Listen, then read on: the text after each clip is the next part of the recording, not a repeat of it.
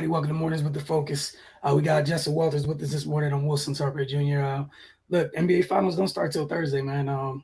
We'll get into some stuff I know later today on this week's installment of the Focus TV. We'll take a brief look into the finals, see what Octavia, Cardell, Raymond, and myself have to say about it. So that'll be up tomorrow morning. Um, for on this show, we're gonna let the NBA breathe for a little bit. Give it a couple mornings to just exist, and then we'll attack it. Friday morning? Since Game 1 is Thursday night. Quick update: we haven't talked too much WNBA on this show since the season begun. So just a quick update as to what's been happening so far in the league. We're close to 10 games into the season. The Aces out in front of everybody, lead the league eight. They're 8-1 to start the year.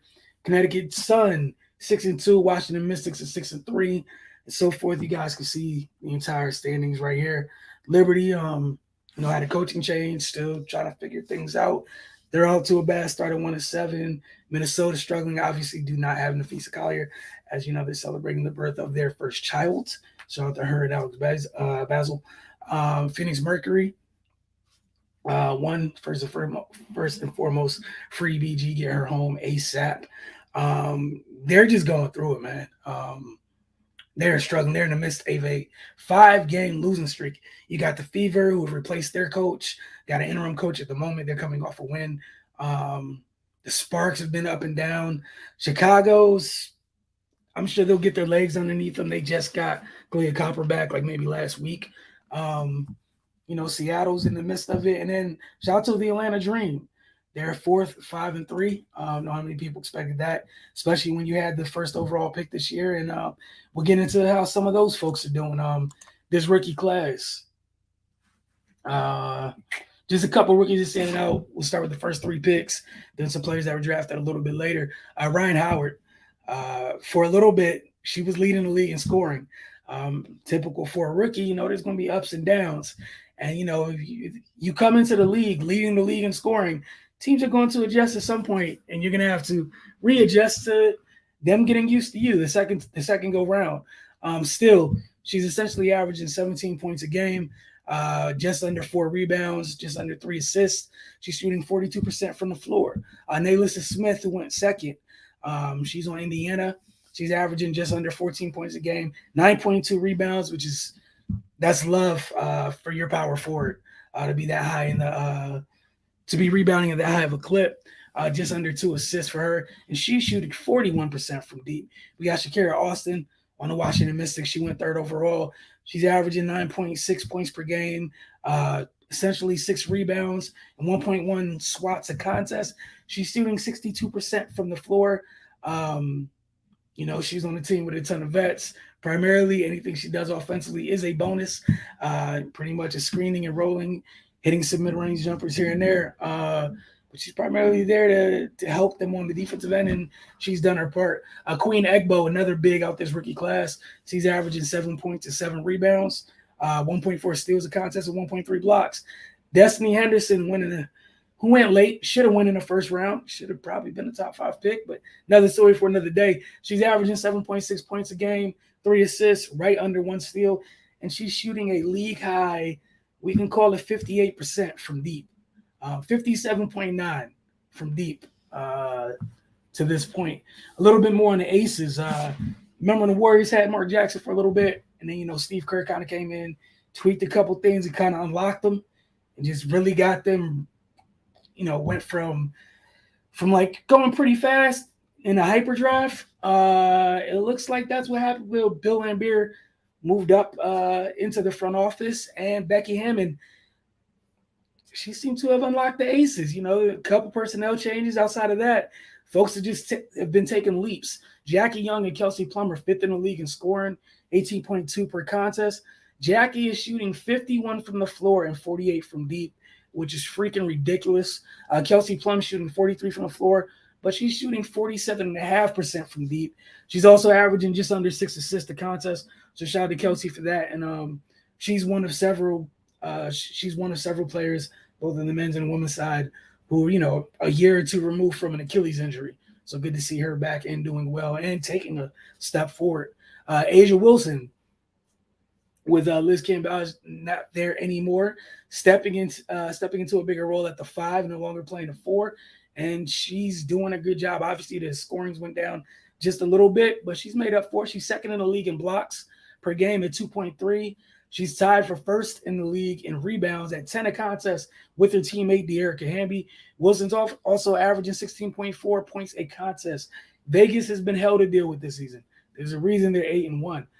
Washington has shown promise this year. Just they're still trying to kind of get their flow, especially in the half court offensively. On the nights where they have everybody, the nights where they have Elena, Alicia, everybody, they've been a little bit more effective in half court offensively. The nights when they don't have them, offense has been a little bit out of sorts, so they got to figure that out, and they have more than enough depth and talent to do that. It's just getting to that point. They're third in the league right now.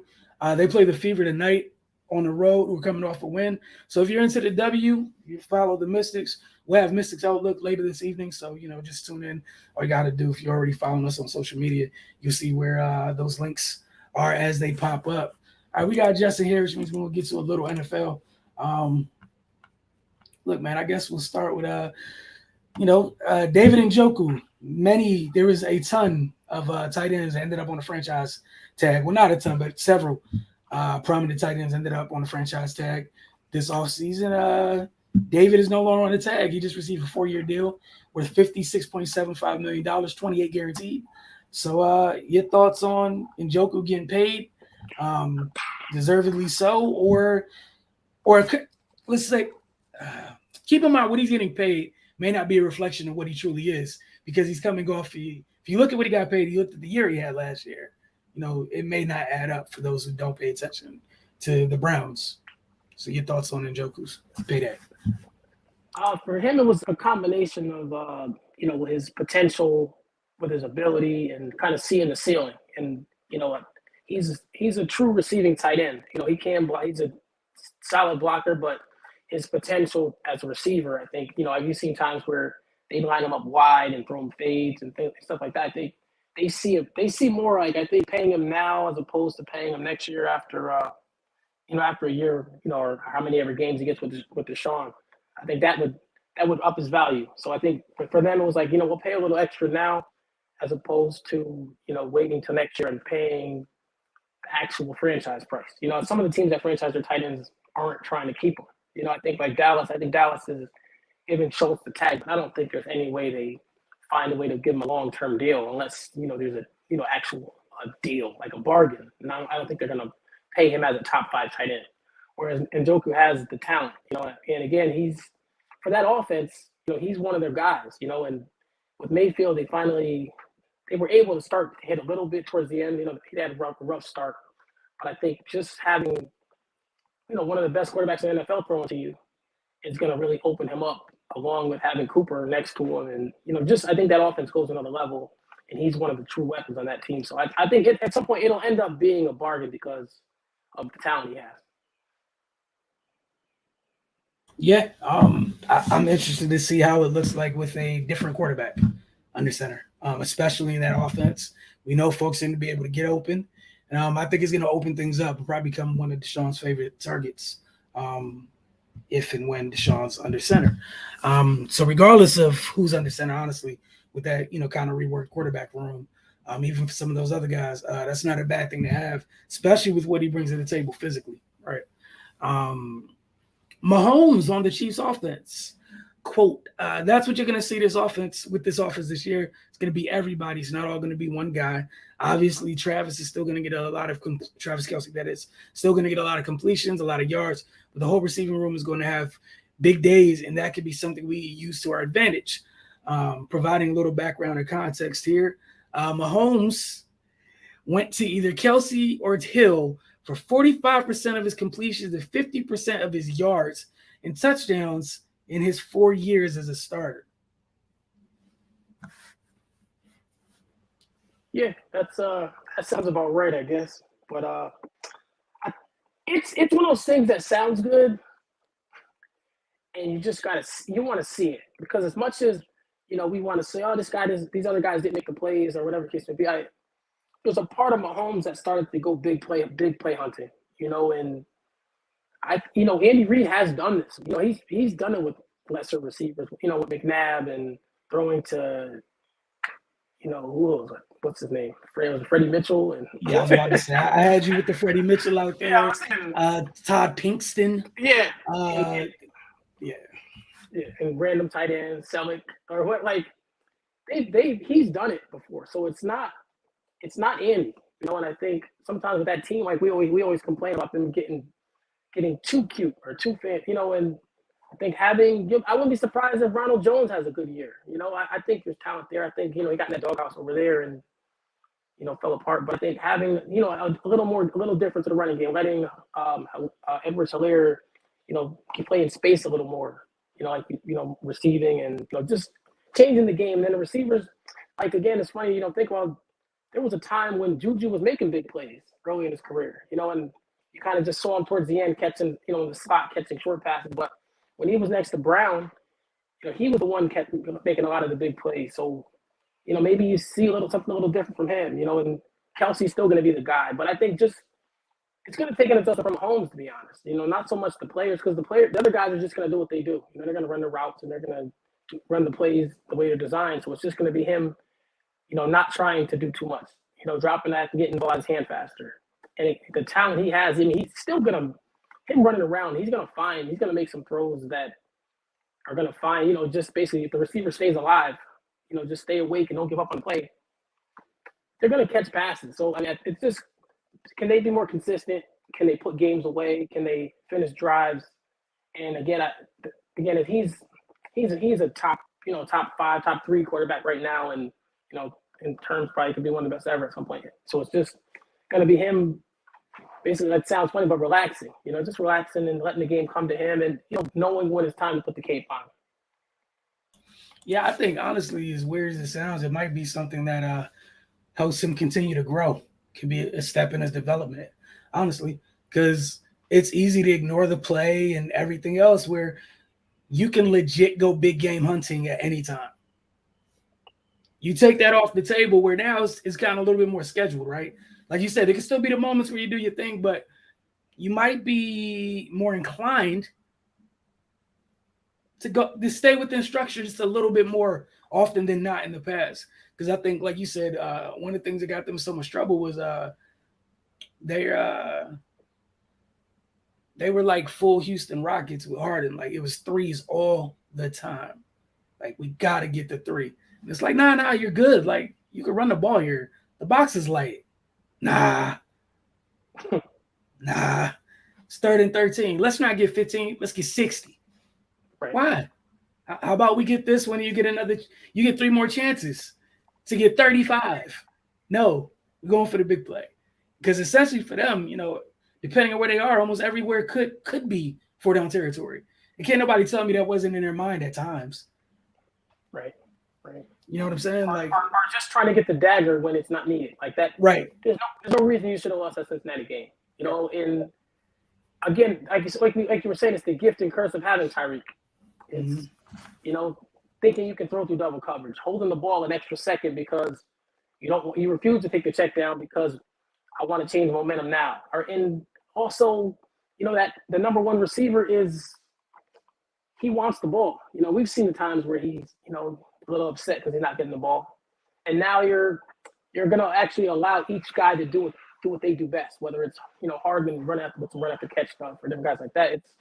It's just going to specialize and make him have to play the position. And it's going to require growth and it's going to make him better in the long run. Hopefully one of these guys does step up. Yeah. And what worst case scenario, one of these guys you quote unquote took a flyer on takes a step forward. Like that's the thing. You're not gonna replace somebody like Tyreek in just one-to-one. But you can replace the production as a group. That's what you can do. Because it could be worse. You could have been asked to replace Tyreek's and Travis's production. Instead, you're only asked to replace one guy's production. And if it takes 3 or 4 of y'all to do it as a whole, so be it. But again, that's 3 to 4 people, which means that's different people, and the defense has to account for everybody and or keep things a little bit more honest. Because, like, let's be real. Which take Travis Kelce out the equation? Which perimeter wide receiver are you which wideout are you likely to swing extra attention to? Uh, Cool. So the only one you might swing extra attention to is Travis, which is he's predominantly in the middle of the field. You're giving some of these freaking natures 1-on-1 right, outside. So I mean, right. you know, It, but it's going to open up the creativity also, like you were saying, where you might get Kelsey outside and Juju inside sometimes, or you might, mm, with if teams want to double Kelsey now Mahomes can make now it makes the reads easier outside. Okay, if you want to double the tight end inside now, you got your comebacks, you got your deep routes to MVS or Juju running the stop routes, whatever the case may be. It's like they're gonna have to make a decision now. It's gonna open up. Before it was like they had to take away Tyreek, so the ball kind of had the read took you to Kelsey a lot. And now when teams decide, our teams wanted to take away Kelsey and Hill, and like you were saying, they still didn't want to run the ball. And I think it just changes where they're gonna have to be more dependent on the run game and be a better all around team. And not to mention, like I said, what it did to the defensive side of the ball. But it's just gonna it should make them a better team in the long run. yeah, and even if it doesn't immediately, like you don't get the immediate return on the investment, it's about what they look like come postseason for them, because they're gonna have to grow into this new version of themselves. Because you went big game hunting from the beginning for 4 years. As soon as he became the starter, it was just we can get a big play whenever we want to, and our big plays can be bigger than yours, and there's nothing you can do about it. We got arguably the fastest dude in the league and one of the dudes with the biggest arm. It's kind of like it again. Like I couldn't even get mad at them. Why wouldn't you go big game hunting? Because like you had one of the few dudes in the league where if I held it extra long, so what? So what? Like if I find a spot that Tyreek can get to and my arm can reach it, I mean, they get the ball on their 20 late in the game. They're like, man, we 3 passes away, tops. Somebody else's look, man. It's a whole situation. We got to get things in order to get things to gel together. And this play needs to stack after this play. Hey, you get out of bounds. Da da da. Kansas City's just like, the clock could tick, but cannons to the left. Like it just doesn't matter. So again, it would be good to see how they evolve after that. And that's not to say they're going to be better off without Tyreek Hill. Like, let me also clear that up. That doesn't make them better when you lose somebody of that magnitude. It's just that they're uniquely equipped if someone had to lose something like that to be okay afterwards. Everybody couldn't lose one of those. That's all I'm saying.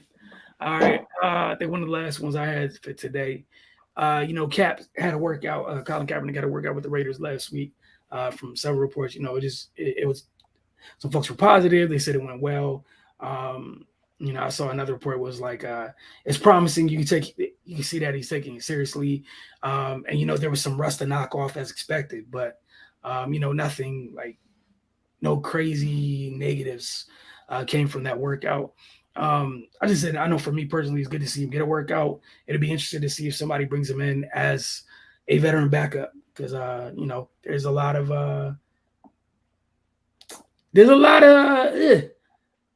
backup quarterbacks in this league, and some of those backup quarterbacks are replacing or sitting behind some starters. So it'd be interesting whether it's chances with Vegas or somebody else. And if it's with Vegas, I wouldn't knock it because if something does happen to Derek, it's not bad to have somebody who's been there before. But go ahead. Your thoughts on that? I want to get your thoughts on that too.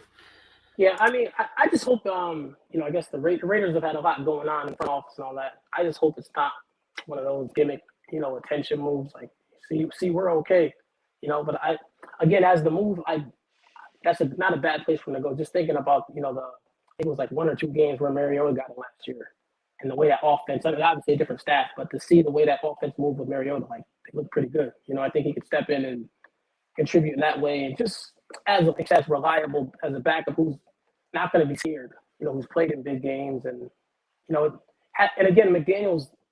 I think they've been kind of dying to have a guy who's semi-athletic. They got him a little late, unfortunately, but to have a guy who can move a little bit, who can move and can, has an arm that can reach different parts of the field. So just again, he's a guy that I think whether before all this and after, it's like the talent is there for certain. You just had to fit the talent with the system. The 49ers were able to do that early, and then as they started to make changes and the talent got less around them, and just they just didn't maximize him the same. And he still, you could see him. You've actually seen him play well, but it just didn't show the same way later with San Fran. So just to see him get the opportunity and to see that, like you said, there's barely 32 good quarterbacks. And even like you say, some of the ones that are backup that are like, the reliable backups that teams, the Teddies and those guys like that, he brings a different element to the game than those guys. Like Teddies and them are safer and, they're going to beat you on certain times of the field, but they don't scare you.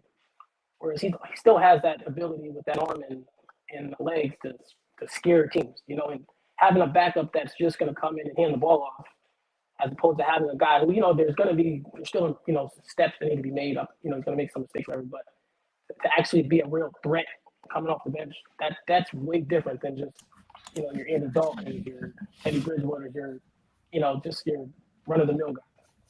Yeah, it's not the hey, just keep the trains on the tracks, right? And the other thing is where the league's going at that position. Like he's always been equipped physically, like it's comfortable. It's not some foreign thing to him to, hey, you might get flushed out the pocket. Can you move? Yeah, I can move.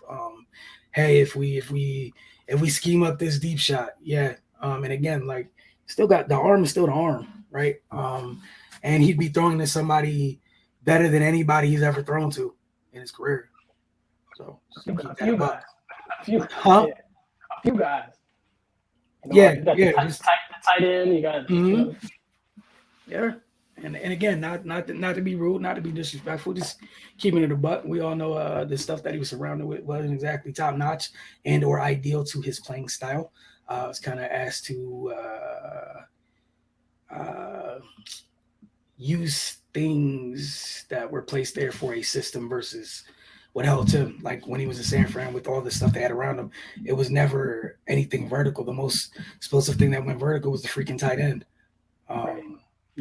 But from a perimeter standpoint, not really. And you got like they had some guys in terms of names, but it was after they were past their primes. Like you didn't get Randy when it's still Randy.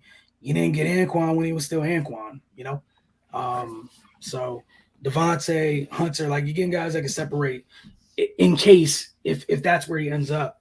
We'll see. But I know if I'm Vegas, like I would probably circle back, honestly. So you can get him in camp, see what it looks like, and call it a day. Have a younger guy for just in case. But I don't think that's a bad thing at all. I think you could do worse. And again, when you look around some of the backups around the league, some teams, starters go down, like it's time to start looking at where we're going to be drafting for some folks, just to be honest. So we'll see. Anything?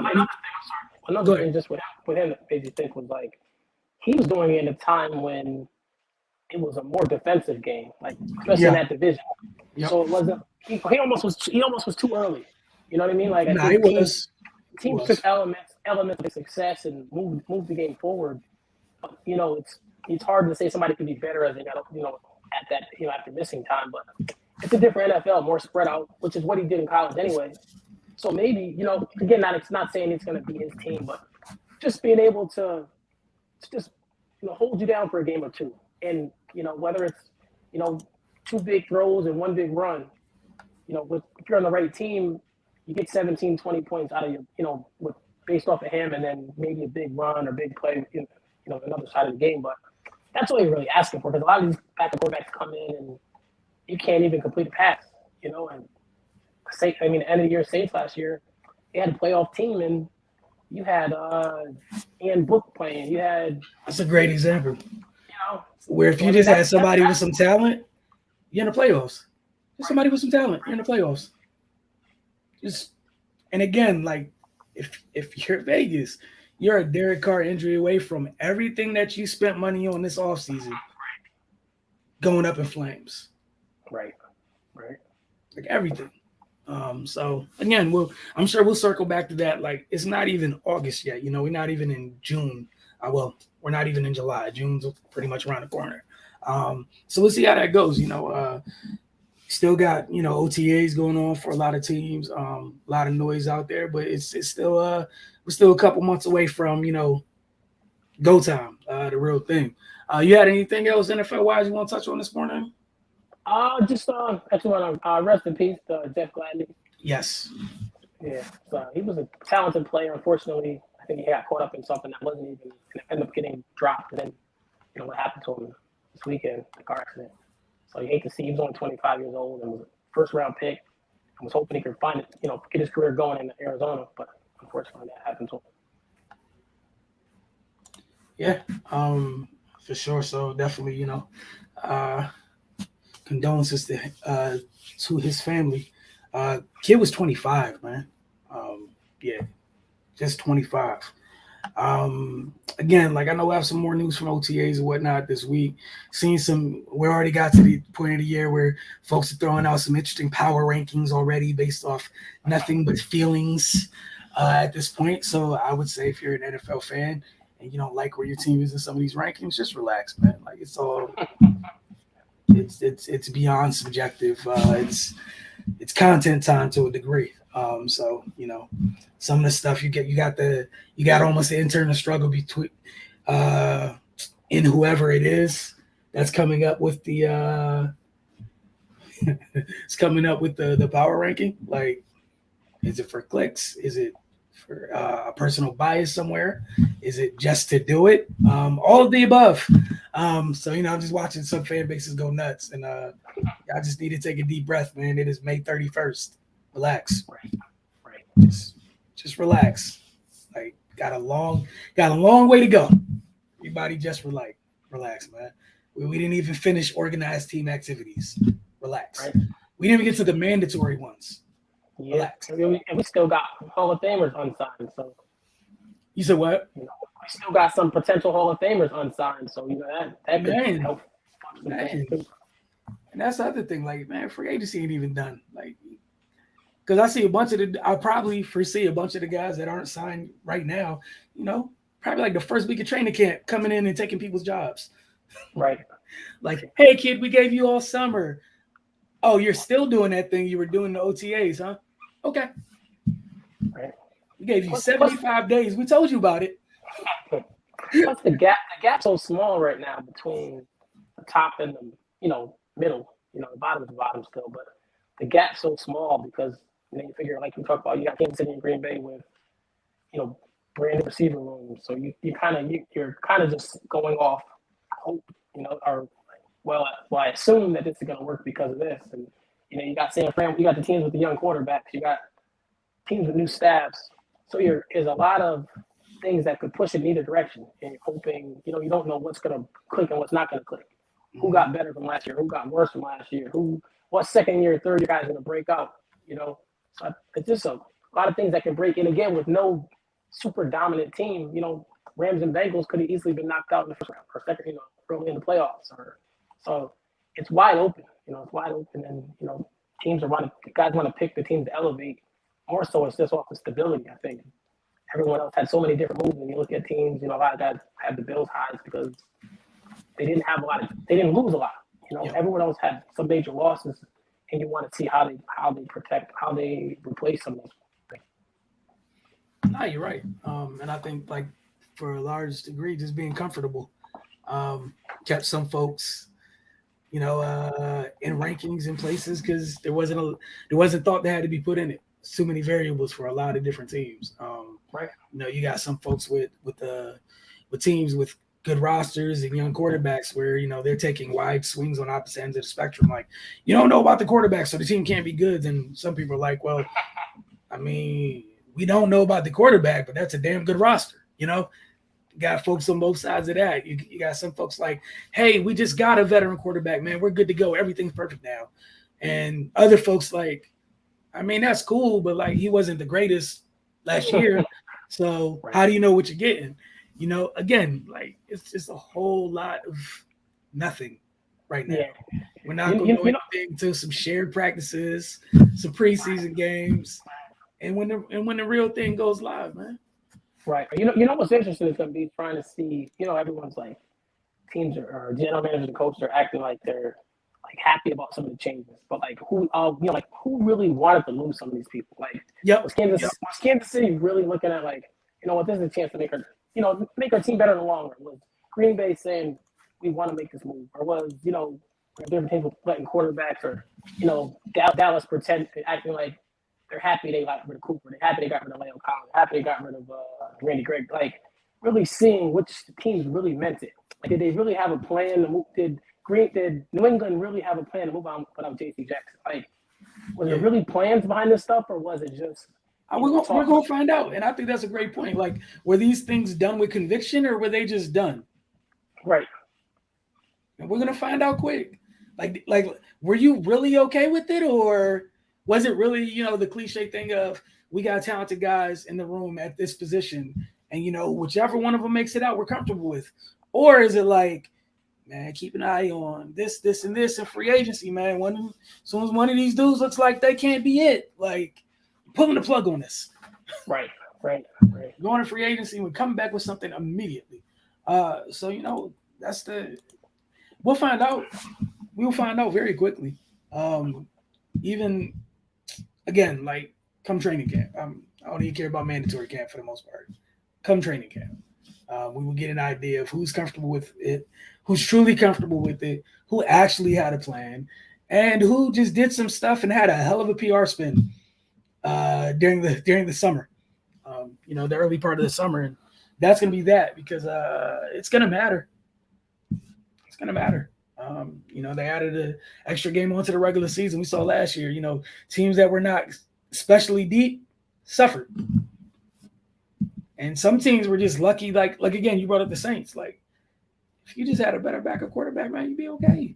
You had a good team. You just had to have a starting caliber quarterback. And again, like you said, the fact that there's not that many of them out there is rough out here.